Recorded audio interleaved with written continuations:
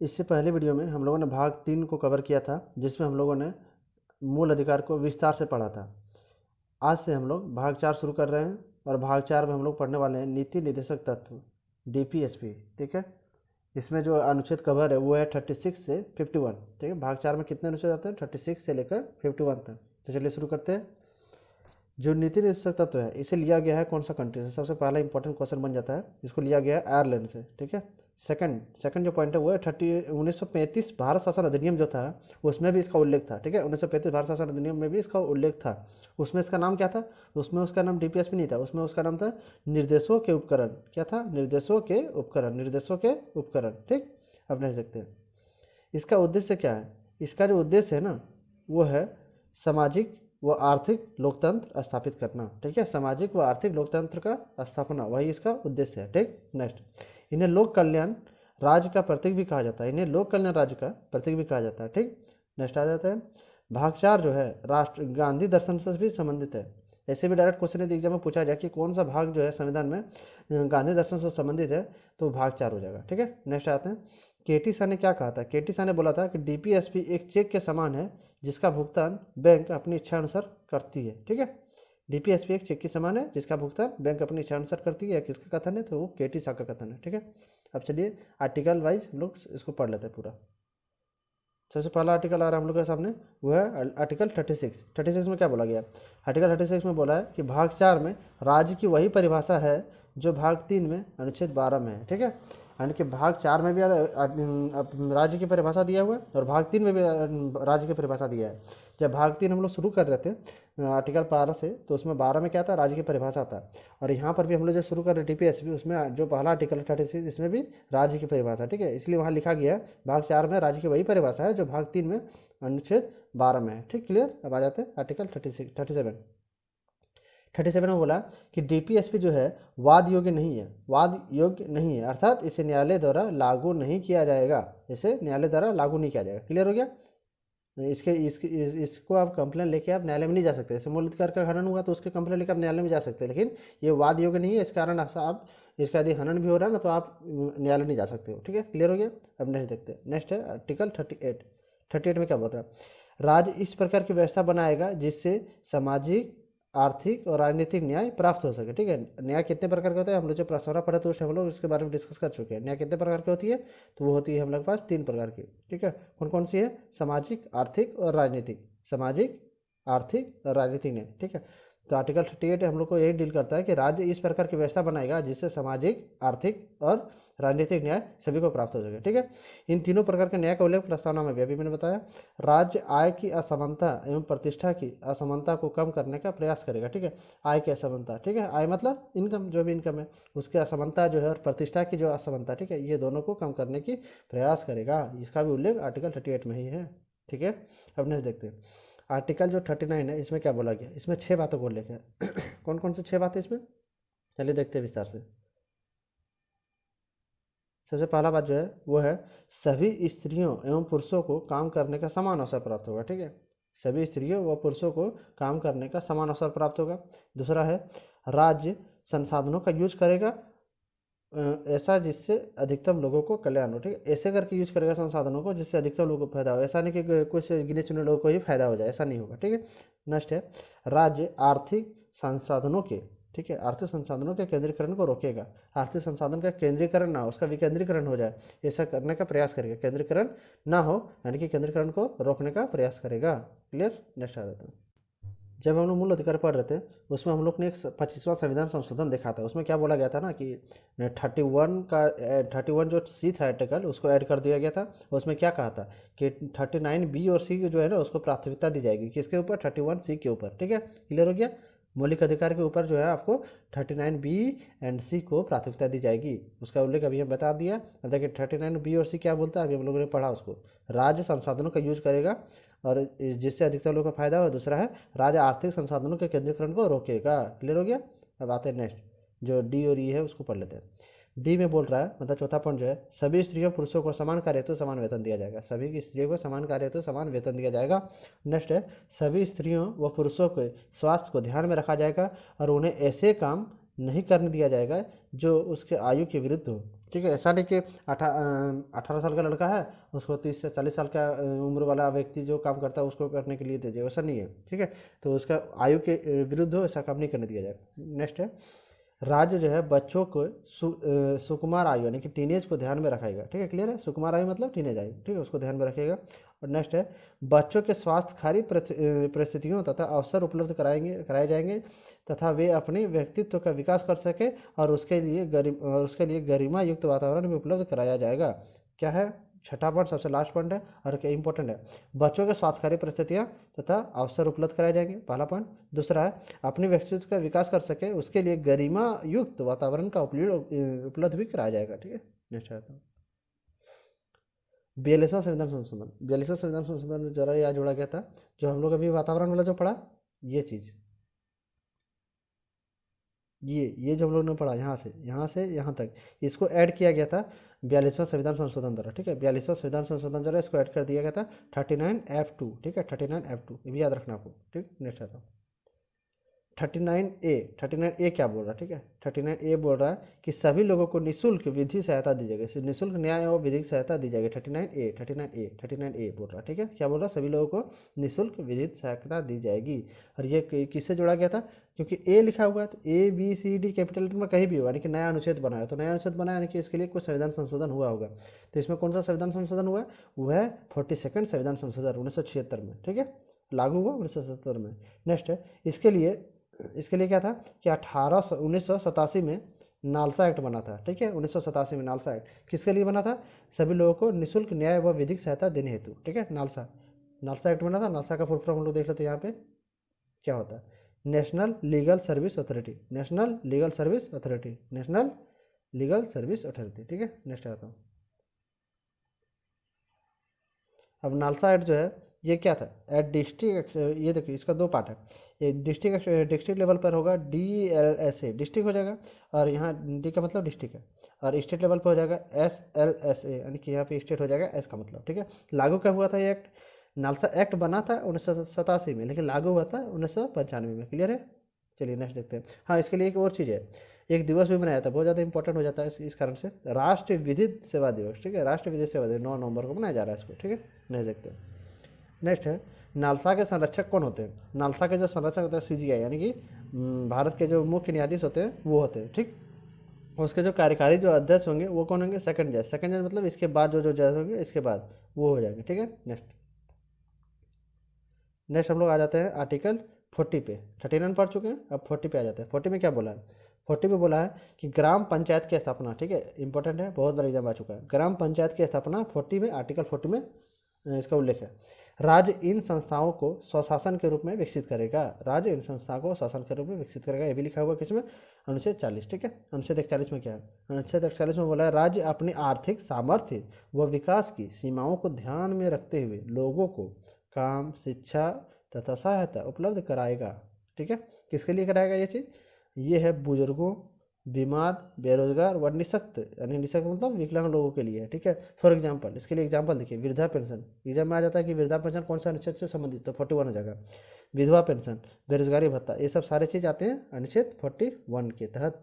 ठीक है, अब आ जाता हूँ आगे आर्टिकल 42। आर्टिकल 42 क्या बोल रहा है, कार्य की न्यायसंगत तथा मानवीय दशा, कार्य की न्यायसंगत तथा मानवीय दशा उपलब्ध कराना। ठीक है, मानवीय दशा यानी कि मनुष्य दशा भी इसको बोला जाता है। ठीक, फॉर एग्जांपल गर्भवती महिला द्वारा कठोर श्रम न कराना। ठीक है, इसके अंतर्गत राज्य महिला को प्रसूति सहायता भी दी जाती है। ठीक है, राज्य महिला को प्रसूति सहायता भी दी जाती है। तो डायरेक्ट क्वेश्चन ऐसे बन सकता है कि प्रसूति सहायता जो है कौन सा अनुच्छेद के तहत संबंधित है, तो हो जाएगा आर्टिकल 42। ठीक है, अब आ जाता हूँ 43 में क्या बोला जा रहा है, 43 में ना वो बोल रहा है कि सभी लोगों को निर्वाह योग्य वेतन मजदूरी दिया जाएगा। ठीक है, लिविंग वेज दिया जाएगा, निर्वाह योग्य मतलब जीवन यापन करने योग्य। ऐसा नहीं कि 100 रुपया दे दिया, निर्वाह उससे जीवन तो यापन होने वाला नहीं है, तो कम से कम इतना पैसा देना चाहिए जिससे उसका मतलब ऐसा मजदूरी देना चाहिए जिससे उसका जीवन यापन हो सके। ठीक है, यानी कि इतना वेतन दिया जाना जिससे उसका परिवार चल सके। ठीक, नेक्स्ट देखते हैं 43 का ए एक नया अनुच्छेद जोड़ा गया था। इसमें क्या बोला गया था कि उद्योग प्रबंधन में कामगारों की भागीदारी होगी,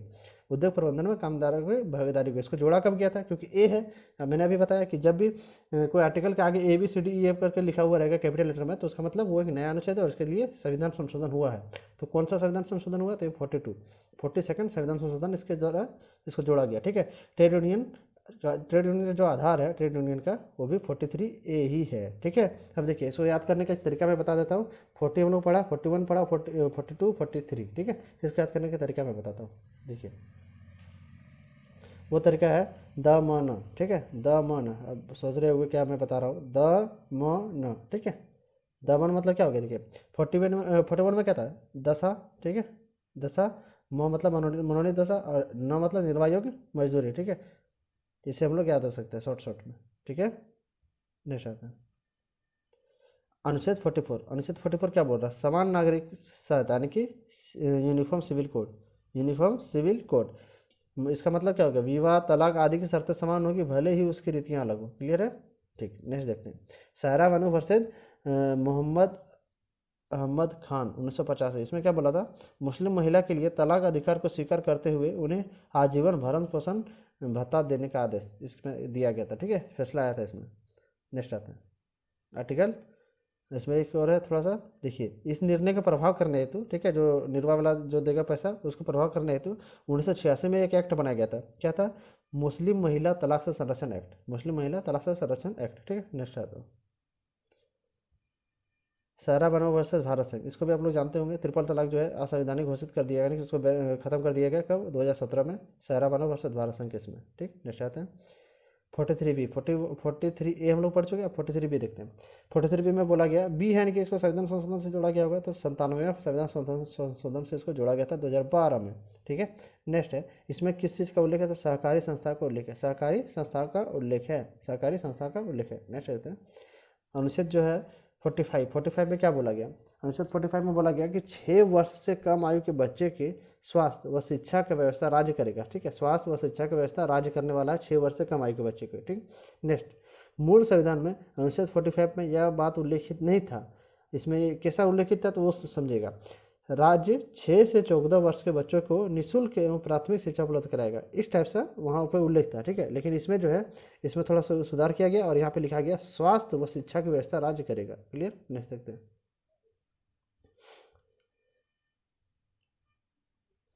86वां संविधान संशोधन द्वारा इसको मूल अधिकार के तहत भी जोड़ा गया था, ठीक है। 31 जो हम लोग 21 का ए जो पढ़े थे उसमें कितना था, 86वां संविधान संशोधन, ठीक।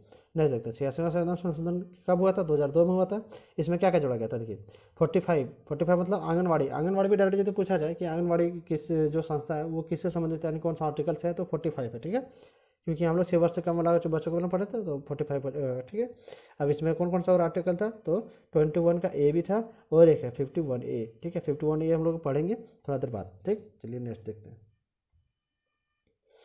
आर्टिकल 46। आर्टिकल 46 हम लोग को बोल रहा है कि ST SC एवं अन्य दुर्बल वर्गों के शिक्षा व अर्थ संबंधी हितों की वृद्धि करना व सामाजिक अन्याय से बचाना, ठीक है। ST SC को इसका मतलब क्या हो गया, इसको जो है संविधान संशोधन जो है 103वां जो था, 103वां संविधान संशोधन जो था उसका आधार भी यही अनुच्छेद है। इसमें क्या बोला गया, ST SC के अन्य दुर्बल वर्गों के, ST SC व अन्य जो दुर्बल वर्ग है हमारे भारत में, उसके शिक्षा का और अर्थ संबंधी जो हित है उसको वृद्धि करना, ठीक है, और सामाजिक अन्याय से उसको बचाना, ठीक। नेक्स्ट देखते हैं 47 आर्टिकल। 47 आर्टिकल बोल रहा है कि यह राज्य का प्राथमिक कर्तव्य होगा कि लोगों को बेहतर स्तर व जीवन पोषण स्तर व जीवन स्तर को ऊंचा बनाए रखने के लिए लोक स्वास्थ्य को ध्यान में रखेगा, ठीक है। इसमें यह भी उल्लेख है कि राज्य नशीली दवाइयों एवं शराब पर प्रतिबंध लगाएगी। डायरेक्ट ऐसा भी आएगा कि राज्य जो नशीली दवाई पर प्रतिबंध लगाती है, ये इसका जो आधार है कौन सा आर्टिकल है, तो 47 है, ठीक। Next article 48। आर्टिकल 48 में क्या बोल रहा है कि कृषि व पशुपालन संगठित करना, ठीक है। कृषि व पशुपालन संगठित करना, कृषि व पशु सुधार हेतु उन्नत तकनीक का विकास।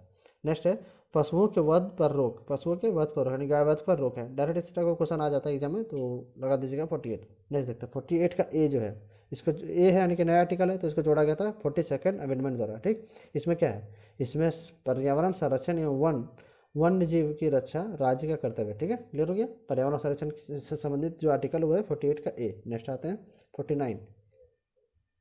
49 में क्या बोल रहा है, 49 में बोल रहा है राष्ट्र महत्वों के स्मारक स्थानों व वस्तुओं का संरक्षण राज्य का कर्तव्य होगा, ठीक है। स्मारक स्थानों व वस्तुओं का संरक्षण राज्य का कर्तव्य होगा। नेक्स्ट देखते हैं इस संबंध में विधि जो है संसद बनाएगी। इस संबंध विधि मतलब जो कानून है वो बनाएगी कौन, संसद। आर्कोलॉजिकल सर्वे ऑफ इंडिया जो है इसी के तहत कार्य करते हैं, इनके भारत पुरातत्व सर्वेक्षण विभाग इसी के तहत कार्य करता है 49 के तहत। ठीक, देख सकते हैं।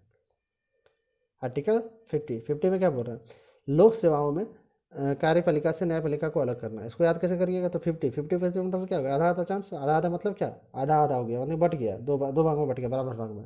तो यहाँ से आप याद रखते हैं कि कार्यपालिका और न्यायपालिका को अलग कर दिया गया। ठीक है, लोक सेवाओं में देख सकते हैं।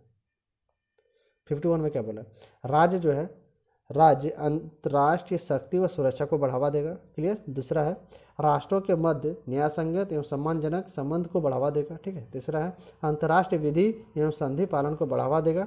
चौथा है, अंतर्राष्ट्रीय विवादों के निपटारे हेतु मध्यस्थता को बढ़ावा देगा। क्लियर। ये 4 पॉइंट मुख्यतः है कितना, आर्टिकल 51 में। अब नहीं देखते इस आर्टिकल को भारत की विदेश नीति का आधार भी कहा जाता है। कौन सा आर्टिकल, 51 को। ठीक है, ये भी याद रखना, भारत की विदेश नीति का आधार कौन सा आर्टिकल है, तो 51 है। अब 51 का जो 4 था, हम लोगों ने 4 अभी जो पढ़ा, ये चीज़, ये जो 4 सबसे लास्ट पॉइंट जो है, ये चीज़, ये इसके बारे में क्या है, अलादी कृष्णास्वामी अयंगर के कहने पर जुड़ी गई थी। ठीक है, किसके कहने पर जुड़ी गई थी, अलादी कृष्णास्वामी अयंगर। नेक्स्ट आता है, नेक्स्ट है, टिप्पणी बहुत को किया था डीपीएसपी के बारे में, वो चीज़ हमने जान लेते हैं। टिप्पणी मतलब कुछ कुछ कथन कहते हैं, तो कौन कौन सा कथन है वो देखिए। नसरुद्दीन जो है उसने क्या कहा था, नसरुद्दीन जी ने बोला था कि डीपीएसपी नए वर्ष के पहले दिन के वादे हैं जो दूसरे दिन भुला दिए जाते हैं। ठीक। नेक्स्ट है, टीटी कृष्णामाचारी, उसने बोला था डीपीएसपी जो है संविधान के निर्माताओं की भावनाओं का कूड़ादान है। ठीक। बी आर अम्बेडकर ने क्या कहा था, डीपीएसपी की कोई भी सरकार अपेक्षा नहीं कर सकती है। नेक्स्ट है, के संतानों ने बोला था कि डीपीएसपी जो है राष्ट्रपति, प्रधानमंत्री, संघ एवं राज्य सरकार, राज्यपाल एवं मुख्यमंत्री के बीच टकराव का कारण बनेंगे। ठीक है। अब एमसी छागला क्या क्या बोले थे, डीपीएसपी को सही से स्थापित कर दें तो भारत में स्वर्ग स्थापित किया जा सकता है। ठीक। एचबी कामत ने क्या कहा था, इन्होंने निदेशक के स्थान पर मौलिक शब्द उल्लेखित करने का प्रस्ताव दिया था। ठीक है, नीति निदेशक तत्व जो था वहाँ बोला था नीति मौलिक शब्द करने को प्रस्ताव दिया था, लेकिन उसको नकार दिया गया। ठीक। नेक्स्ट देखते हैं। नेक्स्ट है, मिनर्वा मिल्स वर्सेस भारत संघ 1980 का जो केस था, उसमें क्या बोला गया था, उसमें एक निर्णय आया था, मूल अधिकार एवं डीपीएसपी एक ही सिक्के के दो पहलू हैं। ठीक है, एक ही सिक्के के दो पहलू हैं और इन दोनों में सामंजस्य है, वह ये सामंजस्य संविधान की आधारभूत संरचना है। क्लियर है, ले सकते हैं। गांधीवादी जो अनुच्छेद है वो हम लोग को किस किस अनुच्छेद में देखने को मिलता है, ये भी ध्यान में रखिएगा। कौन कौन सा अनुच्छेद है, तो 40 है, 43 है, 47 है, 48 है, 46 है और 51 है। क्लियर हो गया। अब नहीं देखते हैं मूल अधिकार और डीपीएसपी में अंतर क्या क्या है, इसको हम लोग थोड़ा सा विस्तार से जान लेते हैं। ठीक। सबसे पहला अंतर जो है वो है कि ये वाद योग्य है मूल अधिकार और डीपीएसपी वाद योग्य नहीं है। ठीक। क्लियर। दूसरा है, ये जो अधिकांश जो फंडामेंटल राइट वो नेगेटिव प्रवृत्ति की है। ठीक, और इसमें पॉजिटिव प्रवृत्ति डीपीएसपी। नेक्स्ट है, राज्य के विरुद्ध प्राप्त होता है ये मूल अधिकार, लेकिन ये राज्य द्वारा अपेक्षित होता है। कौन, डीपीएसपी। राजनीतिक न्याय का प्रतीक है ये सामाजिक आर्थिक न्याय का प्रतीक है। ठीक है, सामाजिक और आर्थिक न्याय का प्रतीक डीपीएसपी और राजनीतिक न्याय का प्रतीक है मूल अधिकार। ठीक। नेक्स्ट, यह नैसर्गिक है, अर्थात जन्म से ही मिल जाता है, लेकिन ये नैसर्गिक नहीं है डीपीएसपी, यह सरकार चाहे तो ही लागू करेगी, यानी कि सरकार पर ही डिपेंडेंट है। ठीक है, आज की वीडियो में यहीं तक रखते हैं, नेक्स्ट वीडियो हम लोग पढ़ेंगे मूल कर्तव्य। तब तक के लिए thank you, take care, bye bye.